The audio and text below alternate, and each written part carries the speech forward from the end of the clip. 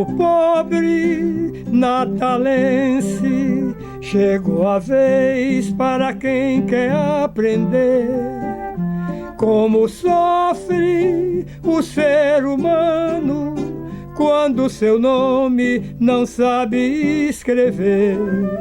A prefeitura abre a campanha para ajuda do ensino e do saber, pela meta do prefeito Maranhão.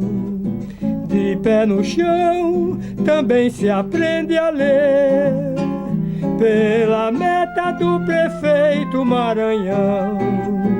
De pé no chão também se aprende a ler.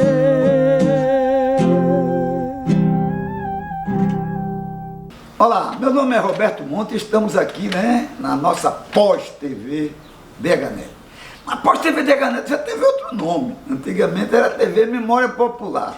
E muito antes da própria TV Memória Popular acontecer, dentro do Centro de Direitos Humanos, no ano de 1986, eu e a minha companheira Maíse, nós compramos uma máquina de filmar. E a primeira filmagem que nós fizemos foi exatamente com o nosso companheiro Hélio Xavier de Vasconcelos e Omar Pimenta. Para quem sabe, Omar e Hélio eram unhas e carne. E é muito interessante que na época eu convidei Hélio e Omar e eles falaram de uma forma muito legal sobre a questão dos acampamentos de pé no chão, também se aprende a ler. Viu, Rômulo? Eu acho que essa foi talvez a primeira filmagem que a gente fez relacionado à campanha de pé no chão, também se aprende a ler, no ano exatamente de 1986. Já tem um bocado de tempo, Então, com vocês, os companheiros Hélio Xavier de Vasconcelos e Omar Pimenta, o pai de Julinho, Bem, nós estamos no dia 30 de junho, e vamos procurar, através desse vídeo, rememorar, resgatar a memória histórica do movimento de pé no chão, também se aprende a ler. E nós estamos aqui com os professores Hélio Vasconcelos e o professor Omar Pimenta, no qual a gente vai procurar, de alguma maneira, colocar alguns pontos do que foi realmente aquela campanha, que até hoje fala-se muito, a campanha de pé no chão, também se aprende a ler. E vamos, a partir desse vídeo, procurar levantar novos dados, para que as gerações, a geração atual e as gerações futuras tenham uma ideia, mais ou menos, o que foi o movimento que foi conduzido pelo saudoso prefeito Djalma Maranhão. Bem, como sugestão, eu acho que aqui nós temos a memória mais viva da campanha. Omar Fernandes Pimenta, que foi diretor do ensino municipal da campanha de Djalma Maranhão, da campanha de Pé no Chão também se aprende a ler. Então eu sugeriria que Omar começasse, já que ele viu nascer, crescer e morrer a campanha, que ele começasse exatamente daquela primeira fase que nós chamaríamos da fase de Djalma Maranhão, prefeito nomeado pelo ex-governador Dinarte de Medeiros Mariz. A segunda fase, ele falaria um pouco sobre a campanha já de Djalma Maranhão a prefeito, ao lado do senhor Aloysio Alves, candidato a governador, e Djalma Maranhão candidato a prefeito. Então, porque aí tem uma conotação muito grande com o surgimento da campanha, porque foi através da formação dos comitês nacionalistas que surge a reivindicação, que foi peremptória, que o candidato, quando o prefeito eleito resolveu assumir, de que a comunidade reclamava a ausência de escolas na periferia da cidade, nos bairros periféricos da cidade. Essa seria uma fase intermediária. Aí na segunda fase, Omar já nos falaria sobre a campanha, o surgimento da campanha, toda a sua história, o crescimento da campanha, o funcionamento, vamos dizer, o conteúdo pedagógico mesmo da campanha. o funcionamento do Centro de Formação de Professores da própria campanha de Pé no Chão, e numa terceira fase onde se vai buscar exatamente aquilo que nós poderíamos chamar da primeira conotação ideológica da campanha, que é exatamente quando Djalma parte com o apoio do MEC, através do ministro Darcy Ribeiro, que era chefe da Casa Civil, e o ministro era Raimundo, que me lembro. Este ministro também agora depois vai desaguar no último, que é o tal Paulo Itácio, né? E através de recursos do Ministério, Djalma cria um slogan que ficou muito bem aqui na época da campanha, exatamente para fixar a posição ideológica da campanha. Era escola brasileira com dinheiro brasileiro, porquanto a Aliança para o Progresso estava, através do senhor Aloysio Alves, construindo ou fazendo uma campanha também esta mais voltada para o interior do Estado, uma campanha de alfabetização, usando o método Paulo Freire. Houve, inclusive, o Mar naturalmente vai se reportar a isso, um congresso no Recife, né, do movimento de educação de base, não era o MEB, era do MCP, o Movimento de Cultura Popular, onde se espraiou, houve inclusive uma discussão muito grande de conteúdo ideológico, discutindo-se se a vinda de Paulo Freire, naquela época, para Angicos, para a campanha de alfabetização, não ia comprometer a imagem do educador que era e é Paulo Freire, como um cidadão que tinha uma ideologia e educava e propunha a educação conscientizadora, a educação libertadora. Trabalhando com a pessoa que estava recebendo dinheiro da Aliança para o Progresso e através do senhor Lincoln Gordon, que tem até um slogan que o Omar também sabe muito disso, quando estava no auge da campanha da luta ideológica, assim, de esquerda, direita, se dizia, basta de intermediários, Lincoln Gordon para presidente. Né? Porque havia, assim, como uma insidiosa maneira de fazer, de entrar em tudo quanto fosse educação, sobretudo. A educação era muito visada para não conscientizar e exatamente para, pelo contrário, enaltecer o primo rico, no caso, os Estados Unidos. Então, nesta hora, eu acho que o Omar, aí depois, né, em seguida, o Omar vai contar tudo isso, porque ele é como eu já disse, tintim por tintim, ele é como eu já disse, assistiu nascer, assistiu crescer e viu morrer. E pagou também por isso.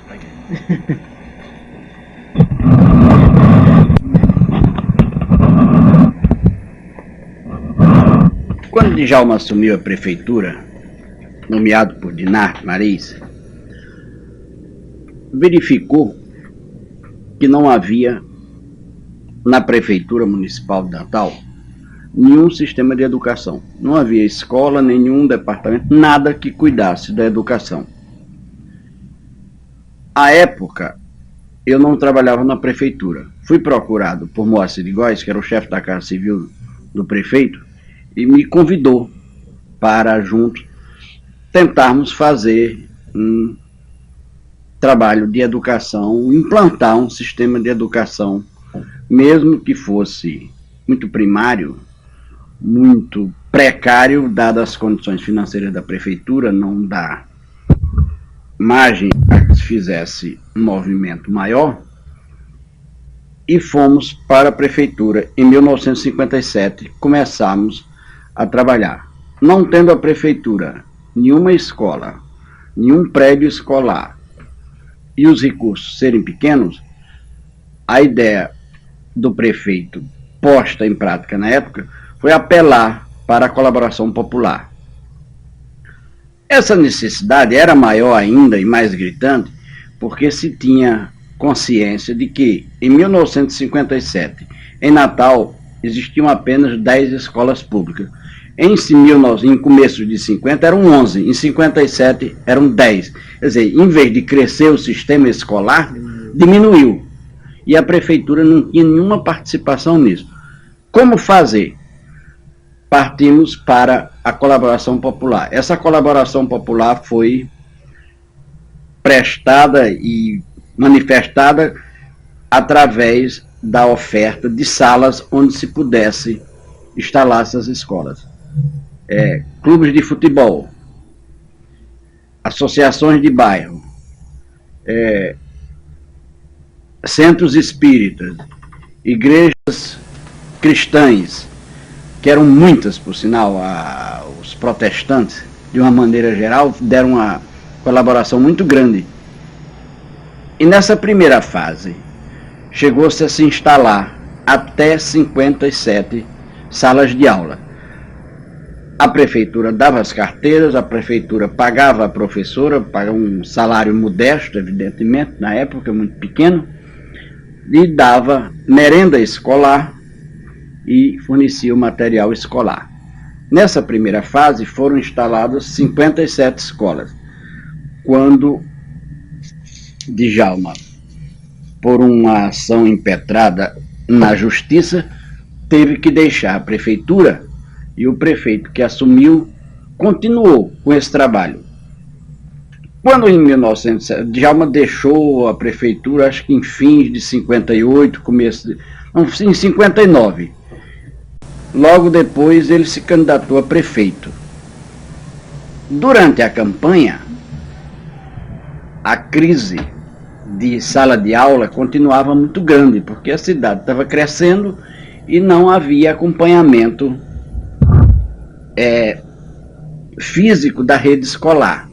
Porque até aí a prefeitura não tinha construído nenhum prédio. A prefeitura tinha apenas escolas instaladas em salas que eram cedidas pela comunidade, especialmente nos bairros.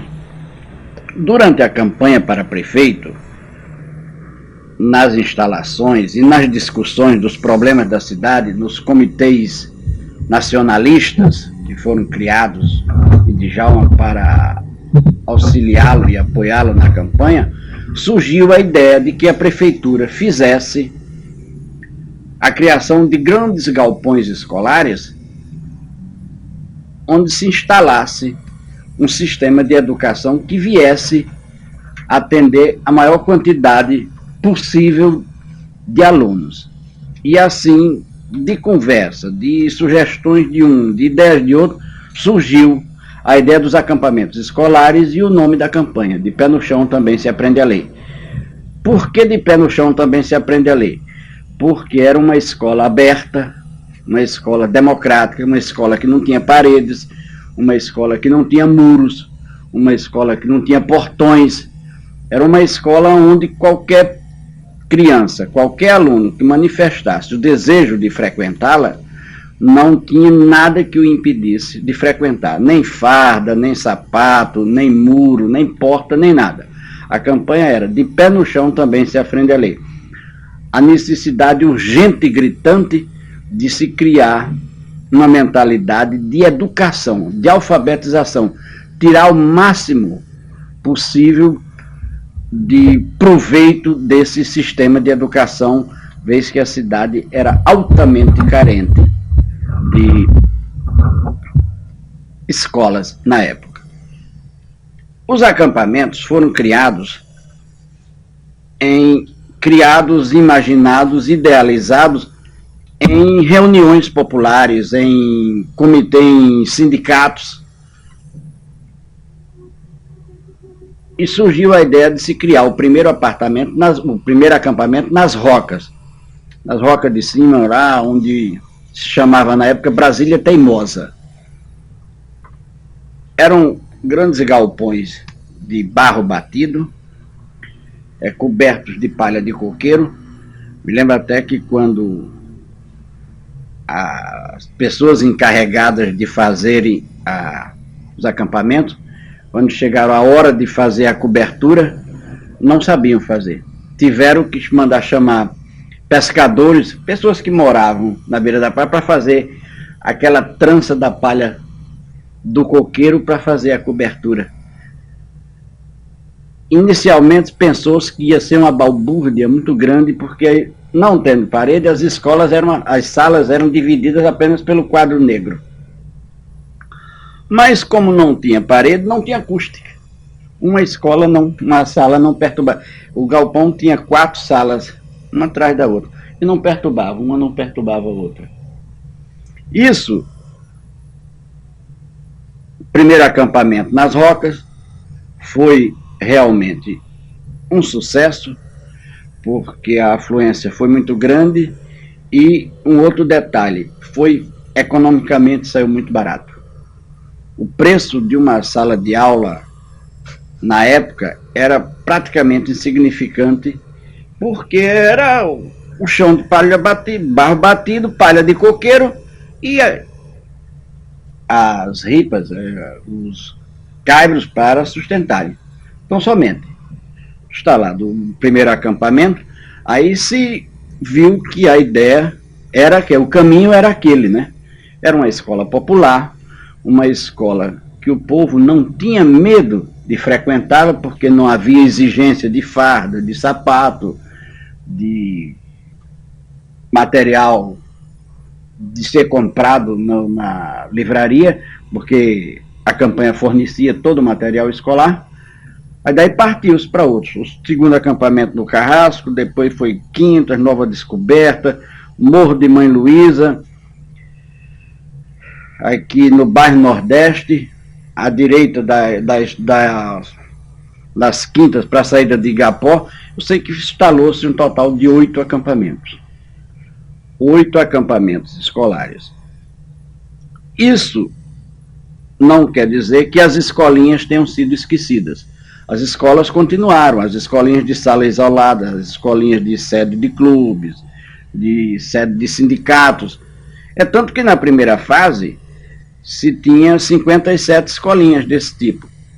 Quando o Djalma deixou a prefeitura em 1964, em 1º de abril ou 31 de março? 1º de abril. 1º de abril, tinham 262 escolinhas desse tipo funcionando.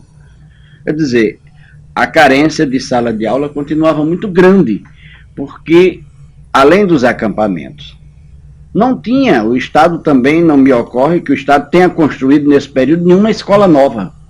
Continuavam aquelas 10 escolas que vinham desde 1950, idos de 50. Com o decorrer da campanha, a gente foi observando as deficiências materiais e pedagógicas da campanha. A primeira restrição maior que se fazia a campanha de pé no chão, também se aprende a ler, era a qualidade dos professores. Eram realmente moças, na sua quase totalidade, moças que moravam na periferia das escolas e depois na periferia dos acampamentos, que tinham um índice de escolaridade relativamente muito pequeno.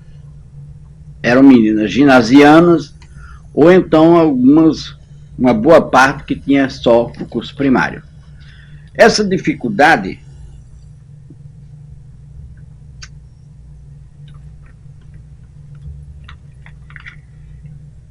como corrigir?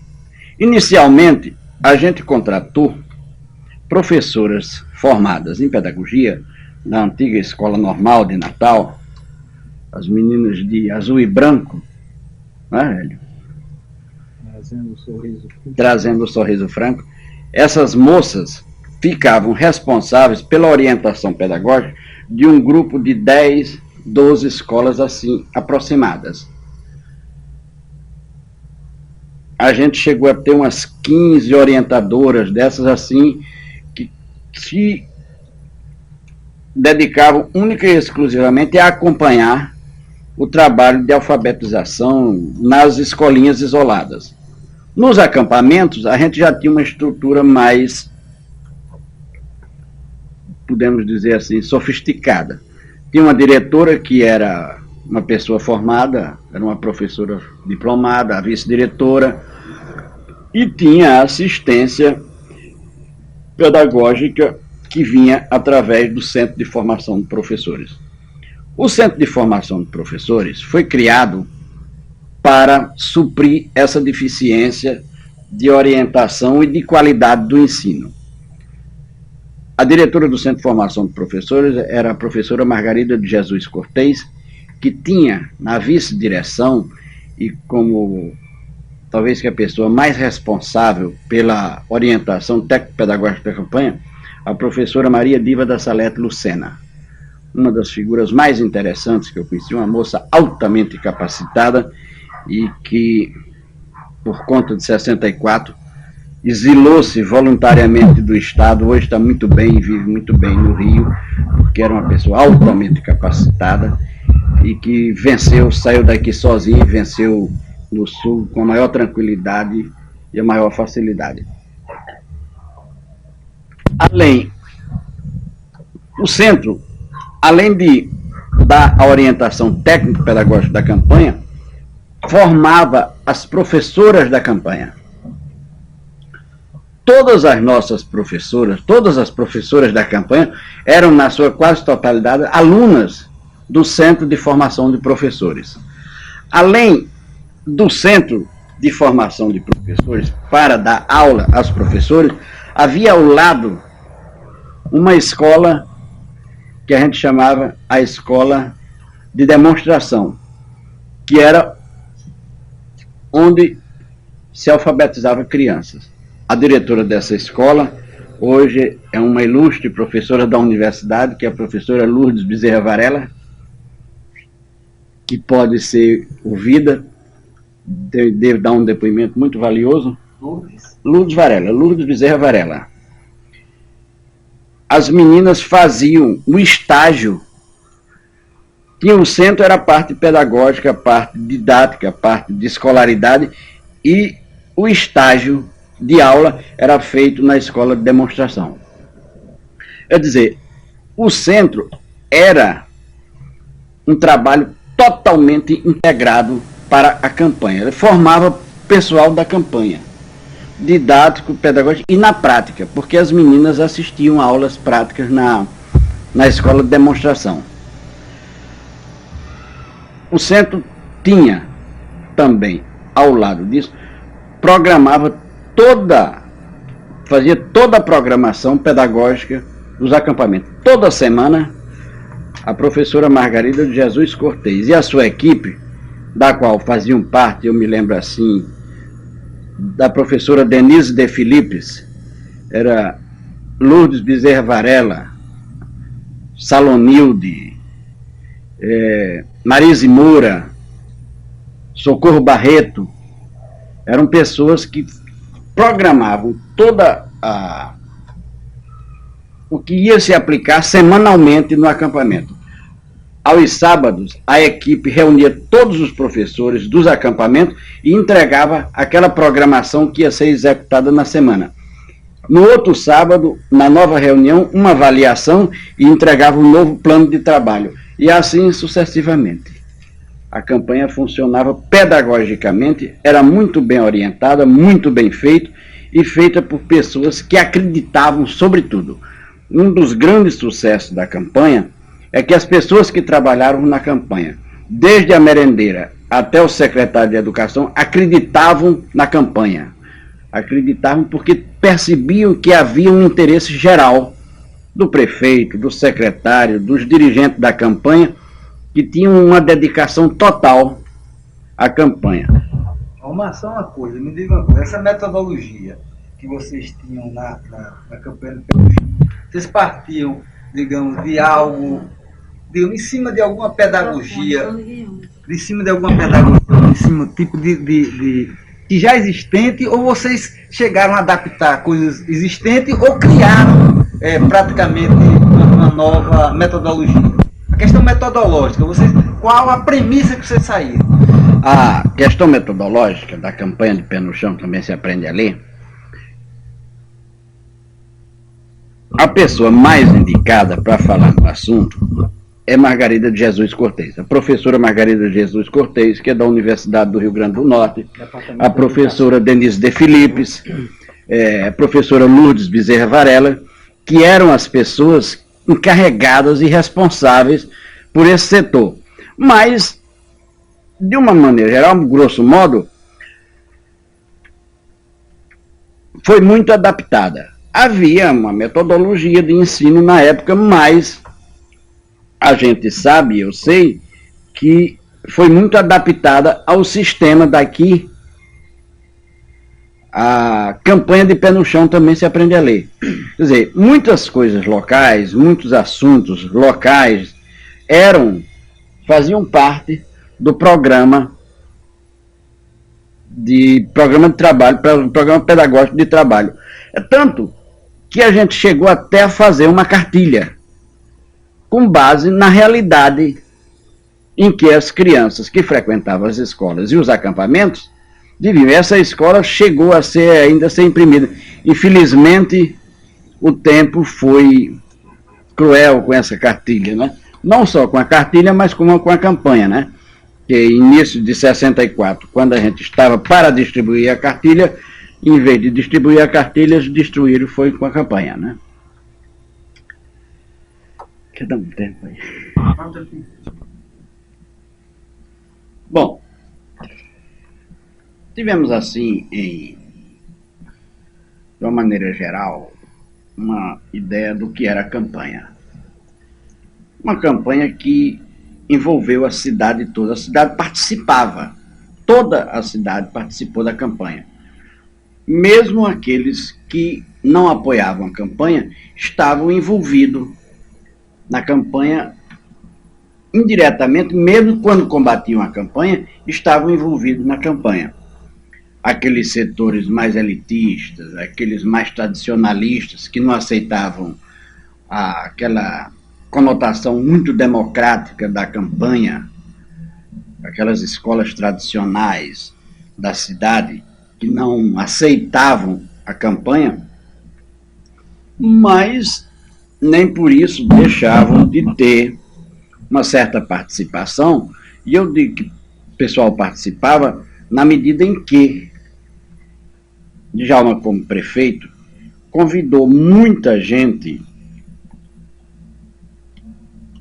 tradicionalista para fazer palestras, fazer cursos.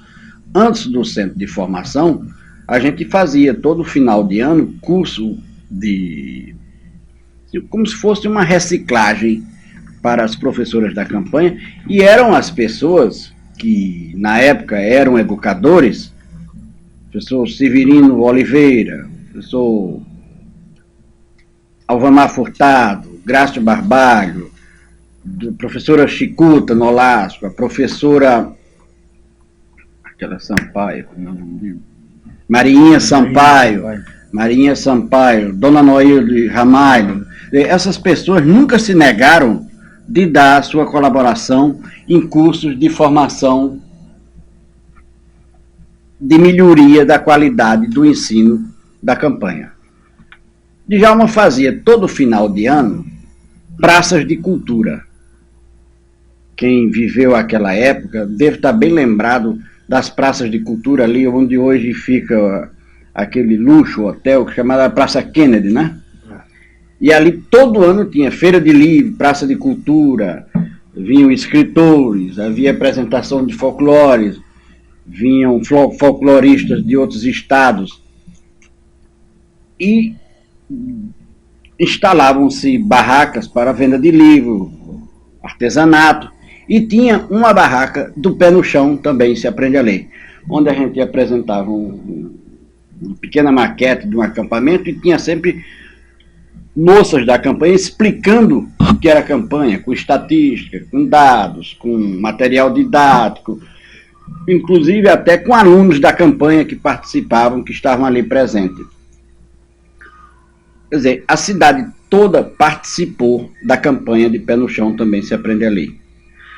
Há também uma outra detalhe que fez parte da campanha, que a campanha não ficou só restrita à cidade de Natal. A campanha também se interiorizou. Alguns municípios, através do prefeito, fizeram convênios com a prefeitura para formação de professores e aplicação da metodologia que se fazia aqui na campanha em municípios do interior. Quais municípios? Eu me lembro assim, de memória, Aliás, eu até me lembro que o diretor, quem era o responsável por esse setor, era Josemar Azevedo e a professora Socorro Soares, que hoje também é da universidade. Maria do Socorro Soares. Eu me lembro dos municípios de São Tomé, Barcelona, São Paulo do Potengi, Afonso Bezerra, que era o sul de João Batista Montenegro, o prefeito João Batista Montenegro, que era o prefeito que fez acordo e que a gente ia equipes daqui da campanha de Pé no Chão a esses municípios fazer aplicação de métodos. As prefeituras necessariamente não eram partidários de Djalma. Não. Nenhuma delas eram partidárias, acho que nenhuma, assim, mais afinidade pessoal, de amizade.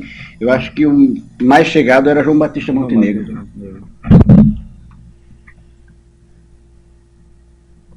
Essa também foi uma fase da campanha. Depois, já já quase que uma fase final da campanha, se tentou implantar e se fez a campanha de Pé no Chão também se aprende uma profissão.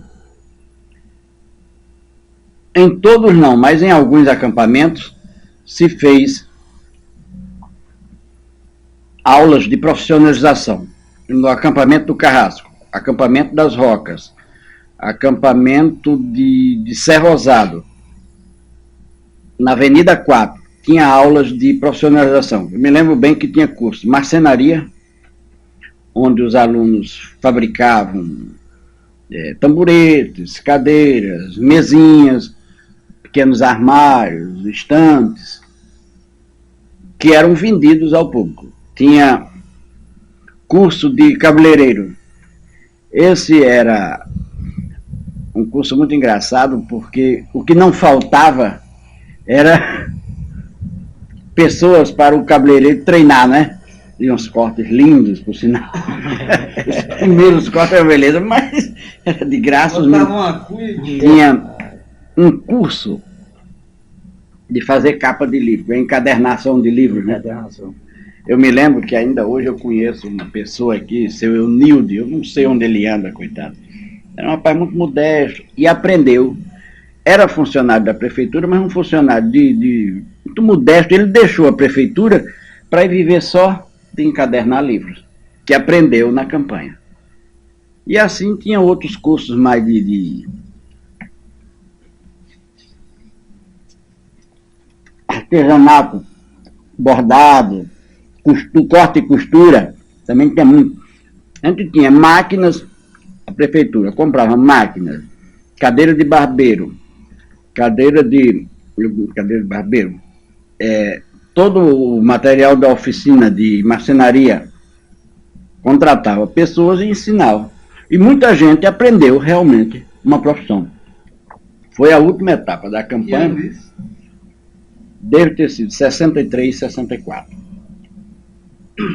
Deve ter sido foi a fase final da campanha, foi essa de Pé no Chão também se aprendeu a profissão.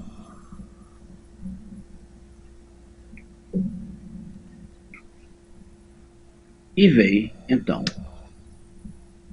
chamada Redentor. Sim, mas falta ainda a Escola Brasileira com Dinheiro Brasileiro. Sim, a Escola Brasileira com Dinheiro Brasileiro.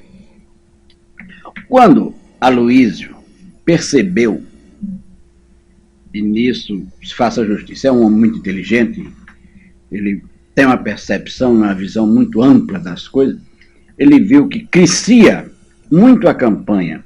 E na medida que a campanha crescia também a figura do prefeito Djalma Maranhão, que seria inevitavelmente um candidato a governador do estado.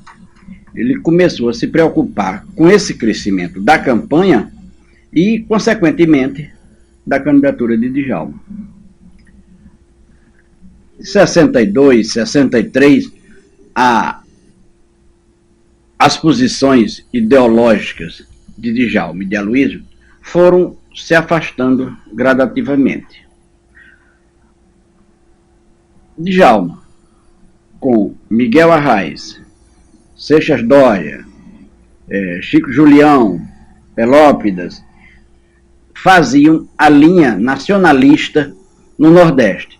Uma linha que crescia, dado que essas pessoas tinham profundas vinculação com o povo e faziam uma administração voltada para os interesses populares. Essa posição ideológica, posição política, posição administrativa desses homens,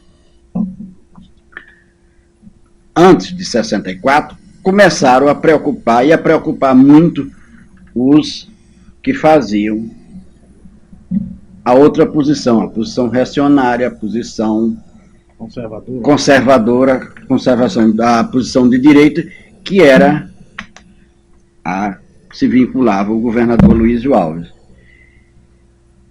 E o governador Luizio Alves trouxe para Natal, via embaixada americana, via Lincoln Gordon, a Aliança para o Progresso, que seria um programa de governo voltado para a redenção do Nordeste.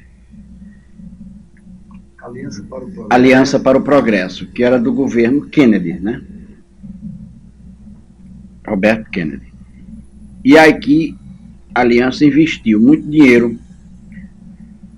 Realmente, Aloysio construiu várias escolas no interior do estado e tentou fazer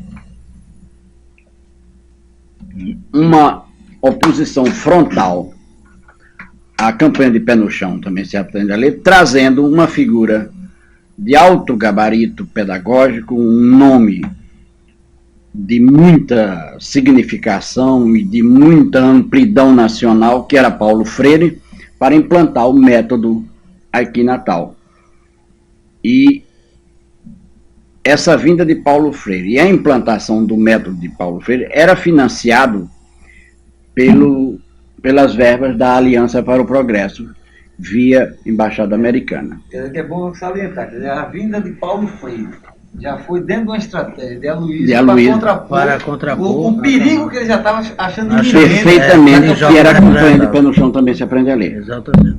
Isso aí é inegável, ninguém está pondo dúvida, nem criticando as posições ideológicas, nem o valor de Paulo Freire, mas a vinda dele aqui, não sei se ele foi usado, se ele se apercebeu da situação, ou se estava aproveitando uma oportunidade para mostrar a validade do seu método de trabalho. Tanto que logo adiante também já não teve essa vinculação tanta, né? Com a vinda de Paulo Freire e com a vinda da Aliança para o Progresso, a prefeitura não ficou assistindo estaticamente. Djalma partiu para a contraofensiva. Foi ao Ministério da Educação, via Darcy Ribeiro, que era o chefe da Casa Civil de Jango, conseguiu verbas para ampliar a sua campanha de educação em Natal. Conseguiu verbas e comprou estruturas pré-fabricadas e passou a instalar escolinhas isoladas, que acho que foram as primeiras escolas feitas com alvenaria, com sanitário, com tudo bonitinho, em várias ruas da cidade. Essas escolas eram feitas, toda semana se fazia a inauguração de uma escola. Eram estruturas pré-fabricadas, facílimas de fazer, né? E muito simples. E muito simples, né? Quer dizer, o que Brizola fez aí no Rio de Janeiro, talvez o referencial tenha sido até esse esquema aqui, né? E eu me lembro bem que essas escolas, a gente fazia a escola, inaugurava hoje à noite, por exemplo. Amanhã de manhã ela já estava funcionando. Toda semana se fazia. E como essa escola tinha sido com dinheiro do Ministério da Educação, Djalma criou um slogan: Escola Brasileira com Dinheiro Brasileiro, que era para fazer oposição à escola da Aliança para o Progresso, o método de Paulo Freire, que estava sendo tentado implantar no Rio Grande do Norte. Era secretário nessa época. Secretário, o professor Moacir de Góes. Não, eu sei, mas secretário de Educação do Estado. Nesta época, o senhor Calazans Fernandes, que criou na secretaria um setor chamado CECERN, que cuidava exatamente dessa, não era campanha, era da implantação do método Paulo Freire. E o município de Angicos, por ser a terra do governador Luiz Alves, na época, foi agraciado como a primeira cidade a usufruir da presença e da implantação do método Paulo Freire. E o nosso prezadíssimo amigo Marcos Guerra trabalhou no CECERN com Calazans Fernandes, nessa época, também dentro do esquema do método Paulo Freire. Agora, tem uma figura que teve fundamental importância na campanha e que, ao longo de toda essa minha explanação, eu esqueci de citá-lo, mas que era o grande mentor da campanha, inegavelmente, que era o grande executor. Djalma tinha as ideias, mas o grande executor, o grande mentor, a figura intelectual da campanha era o secretário de Educação, professor Moacir de Góes, que foi realmente a pessoa que pôs na prática, que tornou realidade tudo aquilo que Djalma tinha as ideias, realmente, mas Moacir era o homem que pegava as ideias, que ampliava, que dava grandes subsídios, e não só isso, também tinha ideias. Era uma pessoa, como todos nós sabemos, que ainda é hoje um educador que está em pleno exercício de suas funções como secretário de Educação Do município do Rio. do município do Rio, um governo popular, um governo de esquerda, que é o governo Saturnino Braga. E Moacir foi a grande figura, indiscutivelmente, o grande mentor da campanha de Pé no Chão, também se aprende ali. Desde a primeira fase, lá nos idos de 57, quando eu fui para a prefeitura, que foi através de Moacir, eu não conhecia nem Djalma. Moacir foi quem me apresentou Djalma, Moacir foi quem me levou para a campanha, e desde essa época eu vivi integrado dentro do sistema de educação da prefeitura. Agora, Omar, dentro dessas perguntas, das curiosidades que a gente quer também saber, tem algumas que você é capaz de saber nos informar e que Roberto já tinha assinalado ali. Por exemplo, a campanha tinha hino, tinha bandeira. Tinha. Né?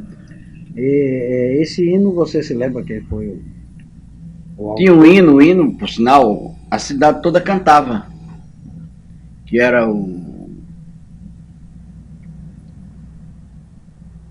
autor do hino era Dozinho, Claudomiro, né?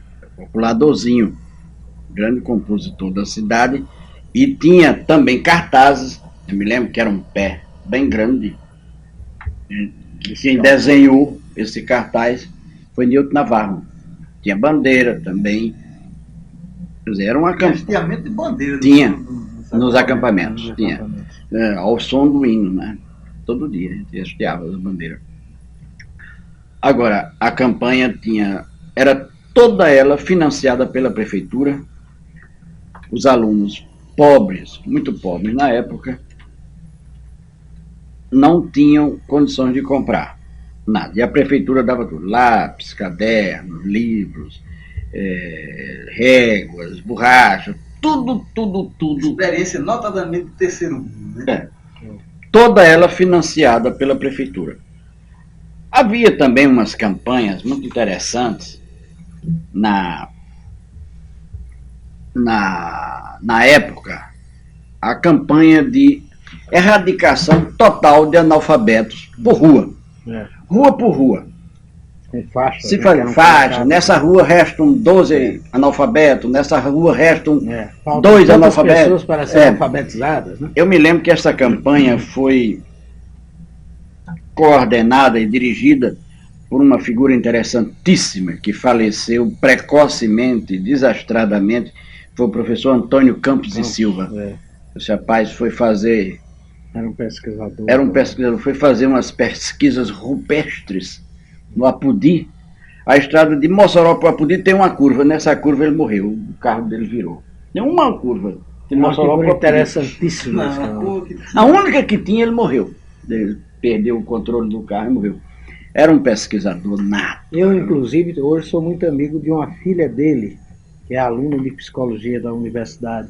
E eu tive a curiosidade de perguntar outro dia se eles não encontraram, por acaso, não tinham como encontrar em casa alguma coisa, porque ele escrevia muito. Ele era aquele camarada que gostava muito de pesquisar e de anotar as coisas, era muito minucioso. E uma figura interessantíssima, né? Uma pessoa assim, muito rica na análise das coisas que fazia. E eu tenho a impressão que ele deve ter deixado muita coisa escrita. Há uma pessoa aqui em Natal que tem muitos subsídios da campanha, mesmo porque escreveu uma tese sobre a campanha, que é o professor Willington Germano. E o Willington deve ter uns boletins que a prefeitura editava, os boletins mensais, sobre a campanha, sobre a administração como um todo, mas que centrava grande parte na Secretaria de Educação, porque era a meta prioritária da prefeitura, era a Secretaria de Educação.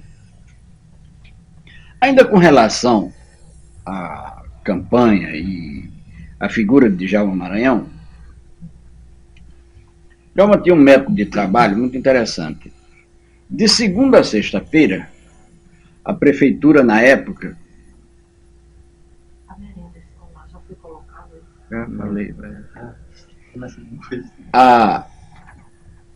A prefeitura tinha uma estrutura administrativa muito pequena, eram 5 ou 6 secretarias. Todo dia, segunda, terça, quarta, quinta e sexta, Djalma saía de manhãzinha com um secretário visitando as obras que estavam afetas àquela secretaria. Eu me lembro bem, a quarta-feira era o dia da Secretaria de Educação. Nós nos reuníamos em casa, chegávamos em casa de Djalma antes das 6 horas, antes das 7, às 7 horas nós saímos da casa dele, visitávamos todos os acampamentos. Rocas, Mãe Luísa, aqui, Nova Descoberta, o acampamento aqui da Avenida 4, Quintas, o da entrada de Igapó e o de Bairro Nordeste. Tinham pessoas do povo, pessoas populares, sabiam que era tão certo a passagem de Djalma naquele dia por aqueles locais que ficavam lá esperando. Ele atendia o povo na rua. O pessoal não ia ao gabinete do prefeito. Ele levava, como é que se diz, aquela pessoa do gabinete dele, auxiliar o chefe de gabinete e o secretário, que normalmente era Paulo Macedo. E as pessoas faziam as suas reivindicações, os seus pedidos, Paulo anotava tudinho e chegava na prefeitura, ele tomava as providências. Quer dizer, era uma figura assim. No dia que ele saía com o secretário de obras, que era Hernani, também, aonde ele passava, o povo estava esperando por ele, para ele despachar na rua. As pessoas levavam pedidos, levavam requerimentos, e ele atendia o povo na rua. Era uma abertura total. Era uma figura muito interessante já, o estilo de trabalho dele. Quer dizer, quando dava meio-dia, a gente chegava na prefeitura depois de visitar todos os acampamentos. E ele era minucioso, quando ele entrava no acampamento, ele via o que não estava no lugar certo, o que não estava errado. É impressionante. Uma carteira que estava fora de lugar, uma coisa que estava faltando, um serviço que ele tinha mandado fazer na semana anterior, porque ele ia sistematicamente, religiosamente, toda quarta-feira ele visitava todos os acampamentos. Então quer dizer que não tem muito sentido alguma coisa que se propala por aí, dizendo que Djalma era o pé de boi e Luiz era o mentor intelectual. Isso aí é uma falácia, né? Não acredito muito nisso não. O Luiz tinha, sim, podia ter uma visão mais ampla da situação política, da ideologia, mas na prática, o administrador, aí era Djalma. Indiscutivelmente era Djalma. Eu me lembro assim, detalhes. Nós tínhamos a merenda escolar. Iniciou-se basicamente com leite do FISE, que era o Fundo Internacional de Socorro à Infância, FISE. Nesse leite era à vontade, tinha que era uma beleza. Eu me lembro que a coordenadora desse programa aqui em Natal chamava-se Dona Dinorá Bandeira. Não sei se essa pessoa ainda é viva. E o leite não tinha problema, era um programa, realmente era dos americanos, né? Aí tome nas escolas. Mas com o desenvolvimento dos acampamentos, a gente começou a fazer hortas e aviários nos acampamentos. A gente tinha a horta e o aviário. A produção das hortas com a produção do aviário, aí a gente ia, com a continuação do tempo, como é dizendo, alternando a merenda escolar. Eu me lembro um dia, a pessoa que era encarregada do programa de hortas, acho que era financiado pelo Ministério da Agricultura, chamava-se Erivan. E um dia a Erivan me disse: professor, elimine todas as galinhas do acampamento das quintas que estão velhas, e amanhã nós vamos substituir tudo por galinhas, franguinhas novas, com galinhas novas. Tudo bom, Evita. Aí eu mandei matar tudo que foi de galinha lá nas quintas, fazer uma lauta sopa.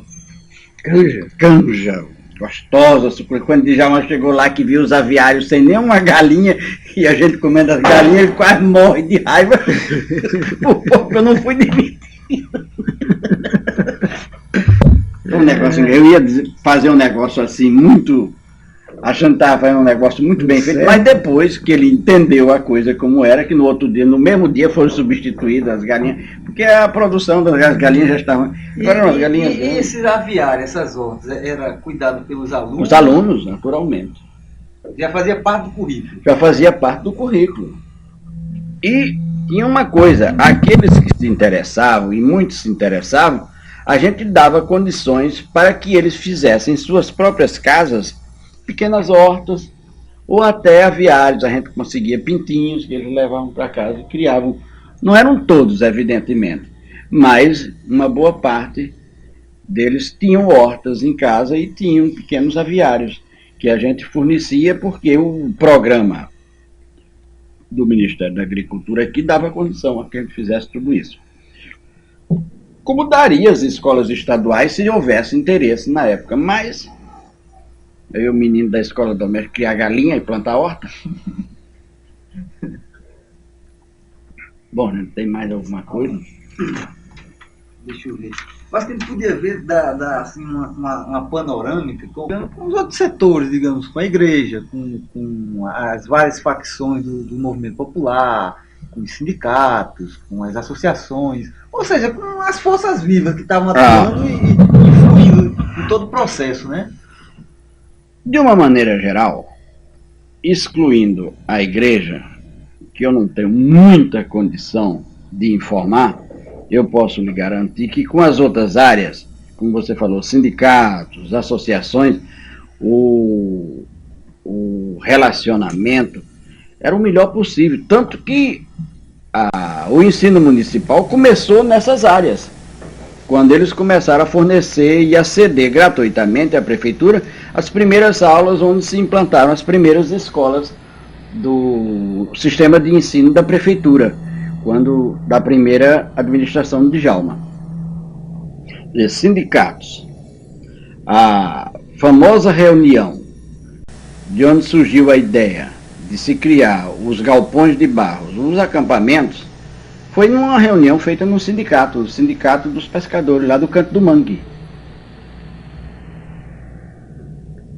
Depois, no outro sindicato que tinha ali atrás da igreja de São João também, Sindicato da Construção Civil, não me lembro bem. Também na primeira reunião do Canto do Mangue, e depois na outra que acabou de definir totalmente, que até me lembro que tinha uma figura interessantíssima.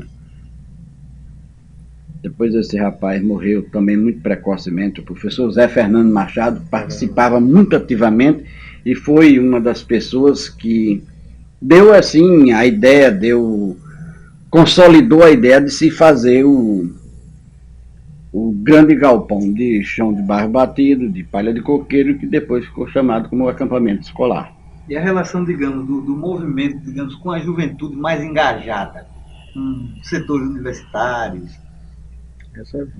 Essa relação era muito boa, porque Djalma dava total cobertura e tinha grande ligação com as lideranças estudantis, Secundaristas e universitários. secundaristas e universitárias, especialmente esse pessoal que era ligado aos grupos E nacionalistas. tem um fato interessantíssimo aí, Roberto, sabe o que é?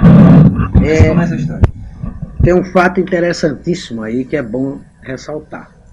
Na época, a Universidade do Rio Grande do Norte estava nascendo, né?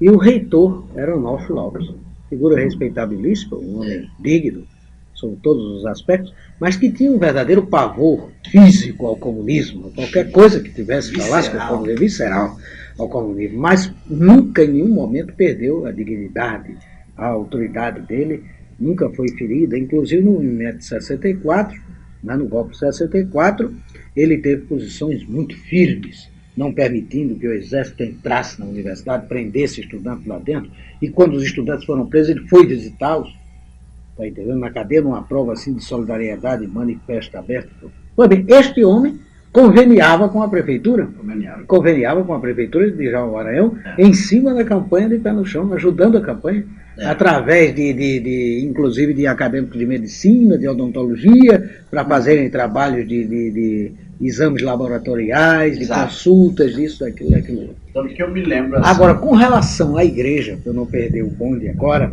tem uma história aí para contar. Na época, a Igreja Nacional desenvolvia o movimento de educação de base, o MEB, né? E o nosso arcebispo aqui era o hoje cardeal, Na época, administrador apostólico, Dom Eugênio Salles. O Dom Eugênio, não sei por que cargas d'água, não afinava muito com Djalma. É interessante. Eles não se batiam bem. Engraçado. Djalma tinha sido partido em 1935, não era mais comunista. Era um homem nacionalista e tal, um homem de posições progressistas avançadas, mas não era comunista. E não devia ser por este veio o não entendimento dele com o Dom Eugênio, né? Devia ser muito mais por conta, não sei, de alguma coisa assim, até mesmo, sei, um ranço pessoal, não sei bem o que era. Eu sei que eu me recordo de um fato. O Djalma era de levar o andor, né? Era também, quando o prefeito ia à procissão, levava o andor. Djalma era um homem de convivência muito fácil. E o Dom Eugênio, Dom Eugênio, embora fosse um conservador e tal, naquela época era tido como homem de posições também até progressistas dentro da igreja, né? Podia ser um equívoco na época, da visão da época e tal, que depois veio a ser demonstrado, né, quando ele assumiu aí o arcebispado, ele hoje é cardeal. Então, o problema é o seguinte: Dom Eugênio conviveu durante algum tempo com Luiz Maranhão, irmão de Djalma, este sim, marxista, leninista e tal, e fizeram juntos o projeto da Fundação Pio XII, dos Vales Úmidos do Açu, que Luiz era deputado da Assembleia, e esse projeto foi feito. Pois bem, há um episódio no meio disto para você tirar e ver bem como era bem definido o divisor de águas. Eu fui indicado pelo deputado federal Djalma Marinho, nem sabia disso, recebi essa indicação para a campanha de educandários gratuitos, aquele negócio de educandários gratuitos, que na época tinha outro nome que eu não me recordo agora. Essa campanha não? Era uma campanha também. Campanha nacional de... De escola da... Não era ainda escola da comunidade. Era não sei o que lá gratuito. Entendeu? Então, nesta campanha, quando o meu nome foi indicado, que eu fui participar da primeira reunião, nos altos da Rádio Rural, ali, eu me lembro bem que quando eu trazia o telegrama do ministro da Educação comunicando que eu tinha sido indicado, que eu era membro da campanha e que me apresentasse lá e tal. Eu me lembro que eu fui recebido com restrição. E eu não era ligado ao staff de Djalma. Eu apenas, às vezes, fazia palestra lá no Centro de Formação de Professores, era muito ligado ao Moacir de Góes, ao Albá Pimenta, a esse pessoal todo. Pois bem, eu senti nitidamente que houve uma certa resistência ao meu nome, tanto que eu cumpri um pedacinho dessa etapa e depois deixei a tal campanha. Não continuei porque não havia, inclusive, clima para continuar. Então aí a gente tem bem fixado aí que a igreja na época, por mais que alguns setores dela quisessem participar da campanha, ajudar a campanha, e isoladamente Djalma mantinha com uma certa parcela do clero um relacionamento excelente, não é verdade? Então por mais que quisesse, havia a trava, né? Por conta desse mal-estar que eu até hoje não consegui saber, nem sei quem sabe, de Dom Eugênio com relação a ele. Inclusive tem a famosa cena da entrega do crucifixo, né? Do Donivaldo, como sempre, ajeitando as coisas, né? Donivaldo era um conselhador. O crucifixo de Chico Santeiro. De Chico Santeiro, exato. E tem que considerar também que Moacir de Góes vinha de uma das mais tradicionais famílias católicas e tinha um tio que era o verdadeiro estandarte da família católica, que era o professor Ulisses de Góes. Santo Ulisses de Góes. Santo Ulisses de Góes. São Ulisses de Góes. Cujo tinha as melhores relações com Djalma Maranhão. Professor Ulisses de Góes. Ainda hoje fala disso. Ainda hoje fala disso com muita... E com o próprio Luiz, né? E com o próprio Luiz. O Ulisses até hoje ele fala muito saudoso. O professor Ulisses era realmente uma das pessoas que dava um apoio moral muito grande à campanha, porque a escola dele, a Escola Técnica de Comércio de Natal, que ele dirigia, era uma escola de rapazes pobres. Ele sentia o problema dos alunos dele se refletir lá dentro, na base, no primeiro degrau da escada. O menino que frequentava a escola de comércio era, na sua grande maioria, rapazes pobres, comerciários, que com muita dificuldade à noite iam frequentar a Escola Técnica de Comércio. Não tinha assim, pessoas de nível financeiro, de status social, que frequentassem a escola. Depois, com continuar o tempo, essas pessoas que foram se formando na escola foram criando status, pessoas foram se projetando na escola, mas na sua grande maioria eram rapazes de condição social modesta. Todos eles. E muitos deles ajudados pessoalmente pelo professor Ulisses de Góes. Agora, foi falado aí nos chamados comitês nacionalistas. Né? Afinal de contas, o que eram os comitês nacionalistas? Como é que eles eram disseminados aqui dentro da nossa capital? Isso foi na campanha, né? Na campanha de Djalma para prefeito. Djalma fazia, em determinados bairros, na formação com aquelas lideranças encontradas nos bairros e com o próprio povo, os chamados comitês nacionalistas, que foram a base da campanha dele em Natal. E note, naquela época Djalma teve uma votação expressivíssima em Natal. Aí ajudou muito a eleição de Aloysio, que teve a grande maioria em Natal. Agora me diz uma coisa, porque a grande liderança política de Natal, em 1960, era, discutivelmente, Djalma Maranhão, que era o nome de projeção. Aloysio era deputado estadual, era muito novo, mas Aloysio tinha as suas bases políticas no interior. Ele vinha do velho sistema, era uma pessoa que era ligado ao Dr. Zé Augusto, a Georgina O Avelino, próprio Dinarte, a né, Dinarte Mariz, criado que fizeram a primeira eleição de Aloysio para deputado para federal. deputado federal, mas com votação totalmente do interior. Era uma figura desconhecida aqui em Natal, na época que ele foi eleito. E Djalma levava a vantagem de ter sido prefeito e ter mostrado, no período em que passou na prefeitura, E não ser é um só camarada isso, é trabalhador. que Djalma teve uma vivência toda em Natal. em Natal. Em Natal, No professor esporte, de né? educação física, diretor de jornal, diretor de clube de futebol. Ele viveu a vida dele toda em Natal, vivendo com o povo. Então eu vou entrar. Qual a relação dos comitês nacionalistas com o que restou do cafeísmo? É sabido que Djalma pegou grandes bases. O que restou do cafeísmo, né? O que é que tinha a ver, digamos, os comitês nacionalistas com o que sobrou do Do cafeísmo? cafeísmo. Roberto, aí eu... É complicado. Essa é complicada. Pelo essa seguinte, é complicada. porque o problema é o seguinte, a gente tem que ver que café realmente teve uma vida, café teve uma vida muito bonita no começo, Até o sindicato. né? até o sindicato. Quando foi para o catete, a UDN acabou com A ele. Nenezinha. A UDNzinha se encarregou de acabar com ele e ele negou. Inclusive, o deputado federal combativo que ele havia sido, né, na Câmara e tal, criador do 13º salário, aquelas coisas todas de reivindicação trabalhista, sociais e tal. Então, o café, que era meu padrinho de batismo, meu padrinho de batismo.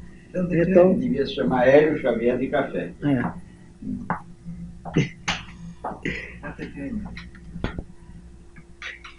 Deu para pegar muita coisa. Eu acho que, inclusive, vocês vão ter que cortar. Você me perguntou assim a vinculação e a ligação de Djalma com as lideranças estudantis. À época, 1964, ainda não havia a mutilação das lideranças universitárias que veio com o programa depois de departamentalização da universidade. Havia cada faculdade no seu prédio próprio, em que todo mundo se conhecia. A faculdade de Direito, todo mundo sabia quem era a Universidade de Direito, quem era a Universidade de Engenharia, quem era a Universidade de Medicina, Serviço Social e assim por diante. Todos os presidentes de diretórios estudantis, cada faculdade tinha seu diretório estudantil, eram pessoas muito ligadas a Djalma.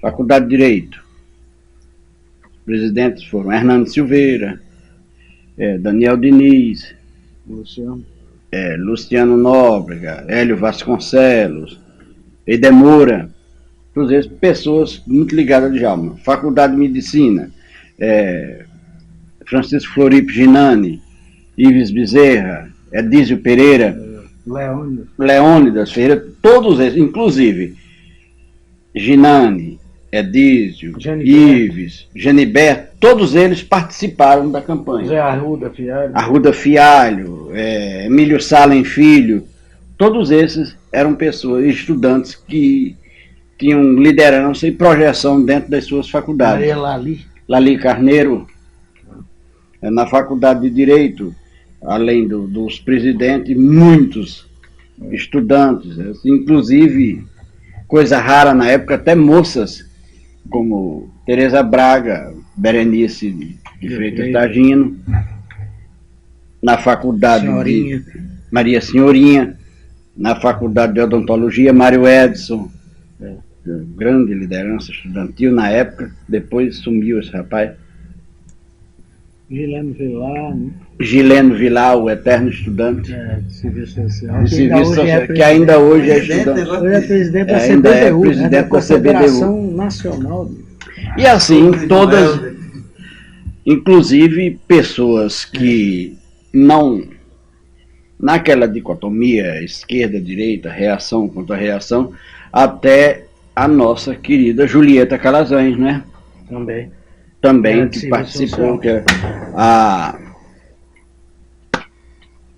filha do doutor Inês, Denise de Filipes, Socorro Barreto, todas elas foram moças que participavam das diversas faculdades.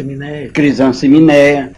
Todas elas eram Grijalva. pessoas. Grijalva de Melo Viana, Jair Navarro. Havia um entrosamento Joaquim muito grande. Fonseca. Que cola, Pessoal, havia um entrosamento muito grande entre o prefeito e todas essas lideranças estudantis, que, por sua vez, participavam, direto ou indiretamente, da campanha. Ainda com relação a Djalma, há que se reportar a figura de Djalma como líder popular no termo amplo, não só da capital, mas também do interior. A sua vinculação com todo o movimento operário do Estado, Areia Branca, Mossoró, Grossos, Tibau, Macau, aonde tinha um movimento popular forte, coeso, ele estava presente, digamos assim, em Macau, com Venâncio Zacarias, com Chicão, em Mossoró, com Cesário Clementino.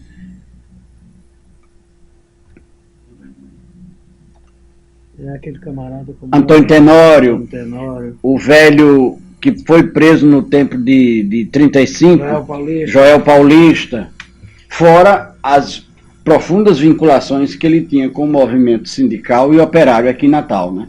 O Sindicato da Construção Civil, o Sindicato dos Pescadores, o Sindicato dos Ferroviários, todos eles, dos Marítimos, todo ele. Era um homem assim de profunda vinculação com o movimento operário. Para concluir a minha parte, eu diria apenas o seguinte: 1964, fim de março, começo de abril, quando houve o golpe, a gente não acreditava. Eu sinceramente digo que não acreditava que tivesse. Tem frases célebres, bem próximas ao golpe. Josemar Azevedo, tomando banho de mar com a gente da praia, e lá para as tantas a gente dizia, conversando, batendo papo, dizia, nós só temos medo, nós só tememos mesmo é um golpe de direita. E Josemar, muito eufórico, dizia, nós nunca estivemos tão perto do poder. No outro dia estávamos quase todos mais na cadeia. Lamentavelmente veio o golpe e todo esse movimento, toda essa luta, todo esse esforço, toda essa vivência, não assim em termos pessoais, mas em termos coletivos, que era um movimento amplo, um movimento que já tinha saído da capital, já estava se interiorizando, que já tinha repercussão fora, tanto que o Ministério dava apoio, não só no financiamento daquelas escolas, da Escola Brasileira com dinheiro brasileiro, mas me lembro que antes também já tinha a Prefeitura assinado uns 2 ou 3 convênios de ajuda financeira do Ministério à campanha. De uma hora para outra, do dia para a noite, ou da noite para o amanhecer, acabou-se tudo. Inexplicavelmente. E um mundo de gente que viveu aquela emoção, aquele sentimento, se viu frustrado. Ainda hoje tem gente que é frustrado pelo resto da vida por causa de uma brutalidade que decepou o idealismo de uma geração quase toda.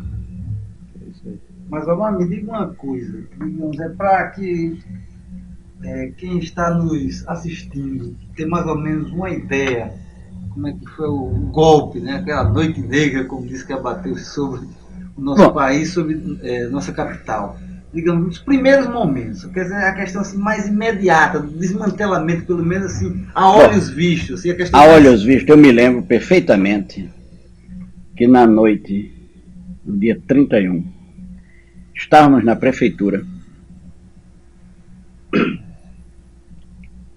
encenando uma reação popular. Sindicalistas, operários, líderes estudantis, estávamos na prefeitura assim, tentando organizar uma reação. Como se reagir, como se enfrentar o golpe. Enquanto pensávamos, entraram 100 Porque ou Djalma 200 instalou- soldados e botou tudo para fora e acabou. Djalma instalou na prefeitura o que ele chamou QG da numa legalidade. nota, o QG da legalidade e da resistência. E por conta dessa resistência, deu muito o que falar, porque os militares entendiam que ele queria com aquilo dizer que ia resistir. E Djalma não tinha com quem resistir, nenhum de nós tinha Tinha a com guarda quem resistir. municipal, que Ele era tinha a guarda 30 municipal, soldados. que eram 30 soldados esquálidos e magros, né? Sob o Que comando do coronel Zé Gugel, que já estava na reserva. na há muito reserva há tempo. muitos anos, não tinha arma, não tinha coisa nenhuma. Nem Houve baladeira. realmente uma proposta de um camarada que eu não me recordo quem foi, que quase apanha de Djalma, chegou a dizer: Djalma, por que você não reage com a guarda municipal? Você é louco, quer me levar à loucura, no deboche? Não sei o que, um negócio horrível. Então, Agora, o desmantelamento, digamos, dos acampamentos, como é que ocorreu?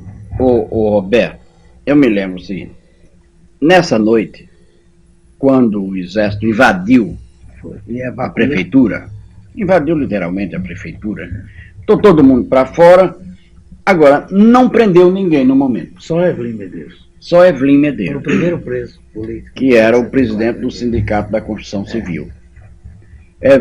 Prenderam Evelyn. Prenderam por uma razão, não sei se você sabe. Ele estava dentro da sala com o Djalma.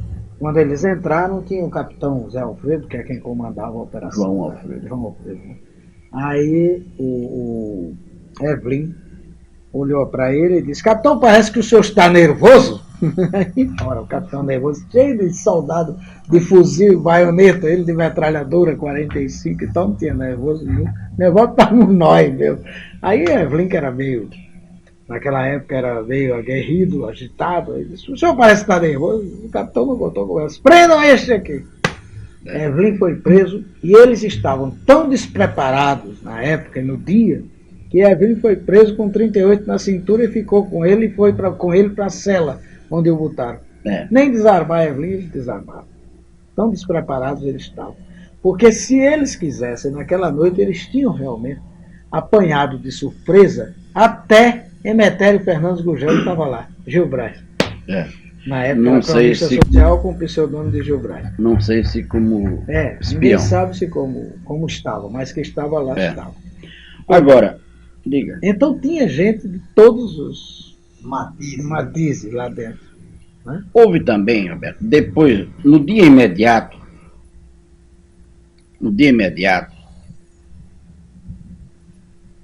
a correria de destruir pistas, provas.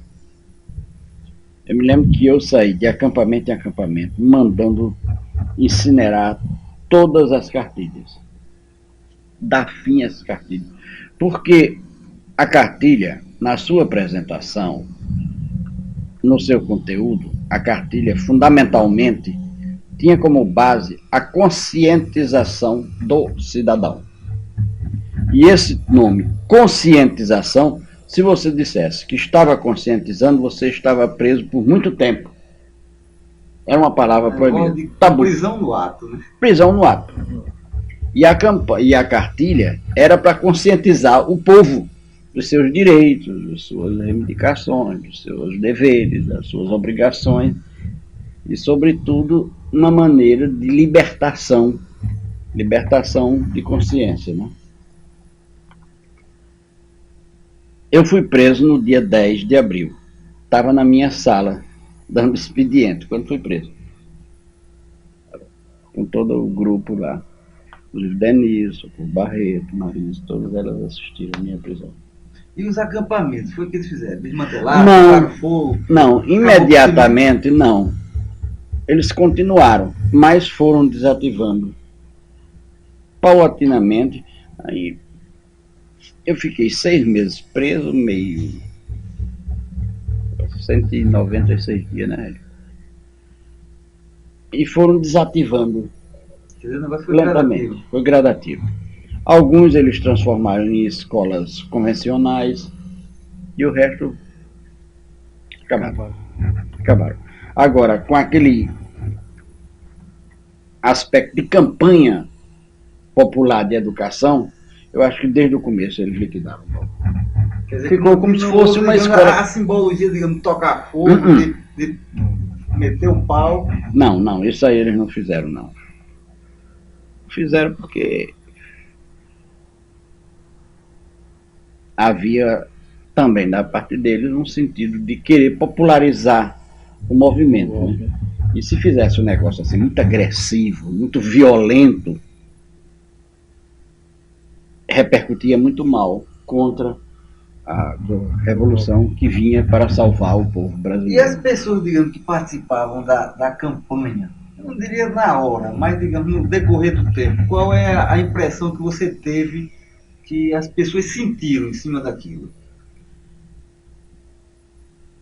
Será que as pessoas tiveram a noção bem nítida do que aquilo significou ou Não. muitos não chegaram a compreender isso? O índice dos que não compreenderam o sentido da campanha era muito pequeno, mas a grande maioria, ainda hoje, são pessoas que a gente tem convivência, tem contato, que sabem, que são conscientes do trabalho que faziam e que lamentam profundamente que esse movimento tenha chegado a terminar de maneira tão violenta, tão brusca e tão sem uma alternativa. Porque não houve uma alternativa para a campanha. Não houve, tanto que até hoje o ensino esse ensino convencional que não inovou em nada. A única inovação no ensino no Rio Grande do Norte nesses últimos 50 anos foi realmente a campanha do Pé no Chão, também se aprende ali. Agora, uma última pergunta. Digamos, com a morte de Djalma, praticamente, Djalma não deixou herdeiro político. Não. Né?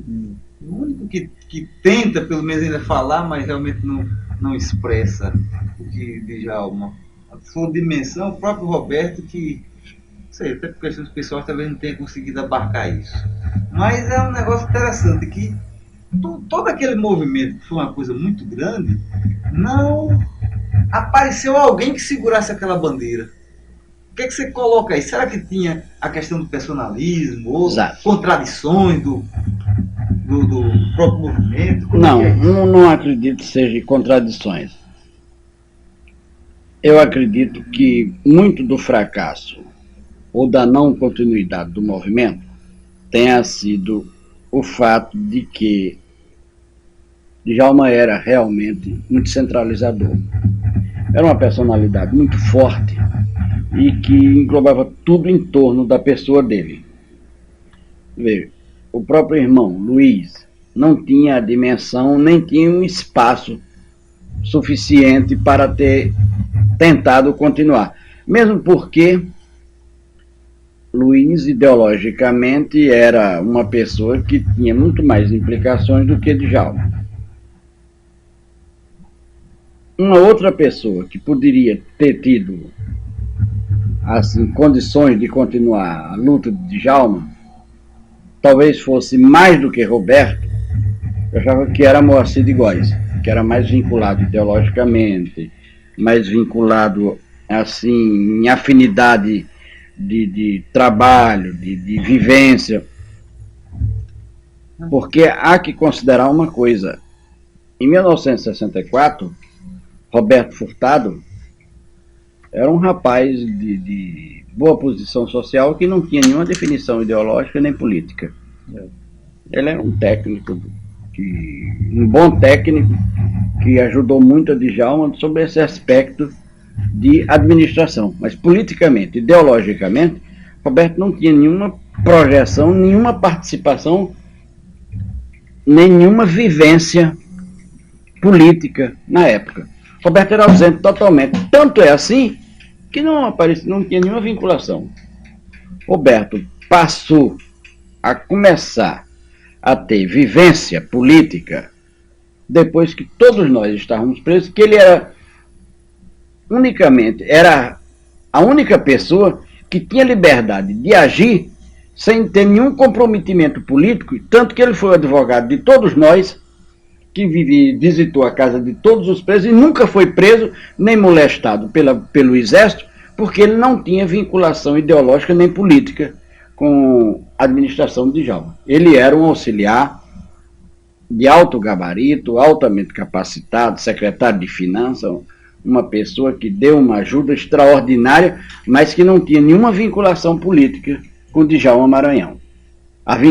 A participação de Roberto Furtado como político veio depois que todos nós estávamos na cadeia. Que ele ficou sozinho na rua, foi daí que nasceu o Roberto político. Exatamente. Os nossos microfones. Então, eu acho que a gente, quer dizer, ele, Omar, já montou. Agora tem um episódio aí, Omar, que eu não estava aqui e que eu acho que é bom a gente relembrar ainda. É o fato de Djalma ter morrido no exílio e ter vindo se enterrar aqui em Natal. Este enterro eu não assisti. Eu recebi a comunicação da morte de Djalma por um telefonema do velho serrador de Narco Maris, lá para minha casa no Rio. E eu fui ao apartamento de Dinarte de noite, nessa mesma noite, e Dinarte estava em contato telefônico com o deputado, ex-deputado Neiva Moreira, que estava no Uruguai, e é quem estava promovendo a remoção do corpo de Djalma para o Rio e depois para Natal. E o velho Dinarte, que é isso que tem que ser, eu acho, entendido, sobretudo pela nova geração, e esta pergunta me foi muito feita no Conselho Federal da OAB, e com pessoas com quem eu convivi no Rio de Janeiro também na área universitária. Como é que você é um camarada que tem posição de esquerda, é um camarada que foi preso pelo golpe e tal, é ligado no Rio Grande do Norte a Dinarte Maris, que é um revolucionário de 31 de março, é um reacionário e tal, um conservador. E eu usava sempre a expressão Daniel Krieger, que Daniel Krieger era muito amigo de Dinarte e dizia que Dinarte era a figura mais interessante que ele tinha conhecido, porque era tudo isso. Era reacionário, era conservador, era revolucionário de 31 de março, mas tinha os comunistas dele. Né? Essa era a expressão de Daniel Krieger. E realmente a gente vai ver na história que na época em que Djalma foi preso, Djalma era aliado de Aloysio, embora estivessem já meio balançados, porque Aloysio temia o crescimento da liderança de Djalma. Mas foi Dinarte quem apoiou Djalma desde a primeira hora. Tanto é assim que Marcos estava fazendo na época uma série de bobagens aqui, querendo ser preso e era menor ainda, e Djalma pega Marcos e leva para o Rio de Janeiro para o apartamento dele. Quando Djalma saiu de Fernando Noronha, foi libertado, foi para o apartamento de Djalma, de Dinarte, no Rio de Janeiro. E de lá se asilou na Embaixada do Uruguai, contra a vontade de Dinarte, que queria que ele continuasse lá e que ia dar um jeito, porque o negócio de Djalma era o seguinte: Djalma queria realmente era voltar a Natal. E Djalma não ficava fora de Natal por muito tempo, a não ser que fosse a força, como ficou e terminou morrendo de saudade. Né? Porque a grande morte de Djalma é banzo mesmo, é saudade da terra, porque ele não sabia viver fora de Natal. Então, nesse resgate da história, a gente tem que ver aí uma coisa muito importante. É a solidariedade do amigo da hora anterior, que é superior à escusa ou à ausência de qualquer solidariedade daquele com quem ele for eleito. No caso, Aloysio. Aloysio não deu nenhuma solidariedade a Djalma. Pelo contrário. Pelo contrário, fez letra morta. Nada. Então, esse resgate é importante para documentar para a história esse tipo de coisa, porque a gente vive hoje numa cidade, num estado, numa província muito desunida, né, politicamente. E que a emulação política sempre se fez nessa base, né, alimentada e polarizada entre duas pessoas, que era Aloysio Dinarte e Aloysio. Ninguém pode negar o valor de um e de outro. Todos os dois tiveram muito valor sempre nessa história toda, mas a gente tem que, como é que se diz, colocar a coisa mostrando a figura humana de um lado e uma figura meio controvertida do outro, né? Que é a figura de Aloysio, né, no caso. Aí então a gente vai ver que nesse episódio de Djalma, e é isso aí que eu quero que você conte pra gente, que você estava aqui e eu sei que assistiu e participou, como é que foi realmente alguns detalhes do sepultamento de Djalma, o enterro de Djalma.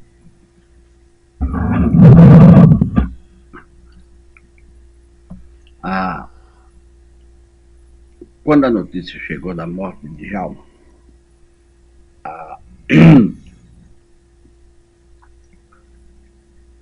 houve aquela, como se diz assim, uma correria à casa do velho sogro dele, Dr. Augusto de Souza. Ela ali na Avenida Afonso Pena, né? Mais ou menos ali por trás da Rádio Poti. Dona Dária nessa. Floriana. Dona Dária estava lá.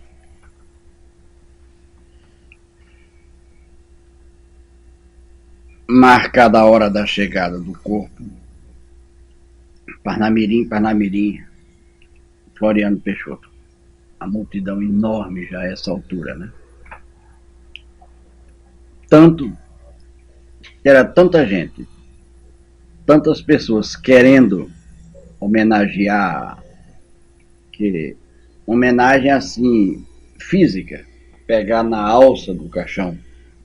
Tanto que foi desde a casa do Dr. Augusto de Souza até o cemitério do Alecrim, foi a pé.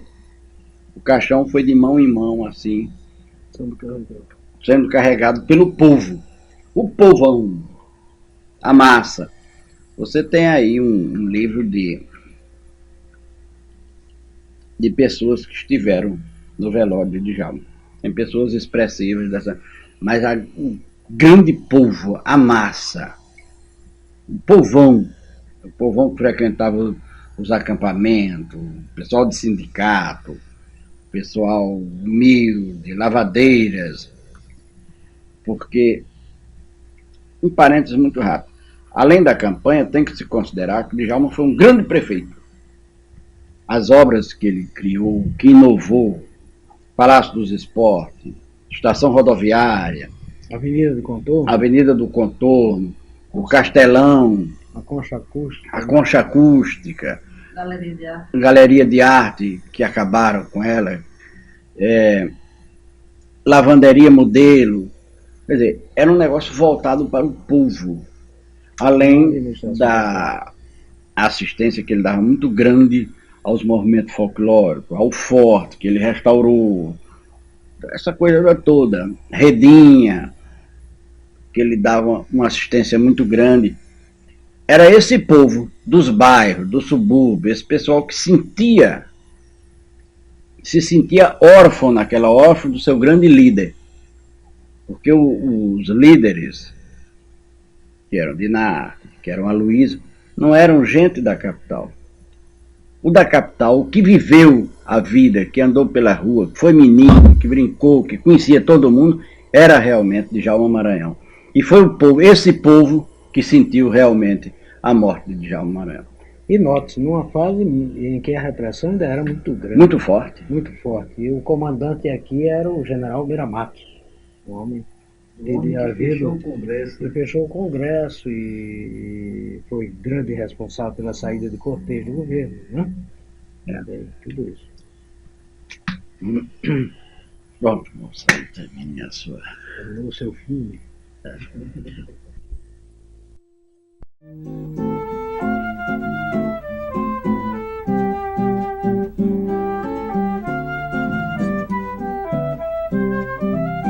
Povo pobre natalense, chegou a vez para quem quer aprender como sofre o ser humano quando seu nome não sabe escrever. A prefeitura abre a campanha para ajuda do ensino e do saber, pela meta do prefeito Maranhão. De pé no chão também se aprende a ler, pela meta do prefeito Maranhão. De pé no chão também se aprende a ler.